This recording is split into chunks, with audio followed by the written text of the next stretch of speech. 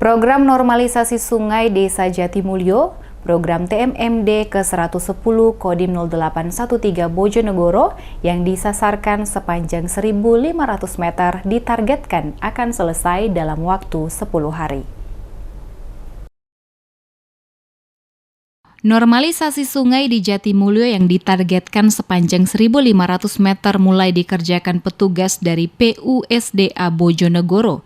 Kegiatan normalisasi sungai tersebut merupakan bentuk dukungan pemerintah dalam program TMMD ke-110 Bojonegoro. Pekerjaan normalisasi sungai Jatimulyo sudah dilakukan sejak Kamis kemarin. Mengingat sulitnya medan dan banyaknya tumbuhan milik warga, pekerjaan diperkirakan akan selesai dalam waktu 10 hari.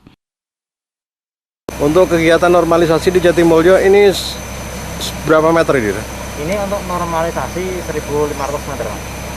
Itu mulai dari mana titiknya? Mulai dari 100 meter sebelum jembatan yang di atas itu, kemudian mundur ke arah samping kita ini. Ditargetkan berapa hari nanti untuk sampai sana? Ditargetkan 10 hari. Oh iya.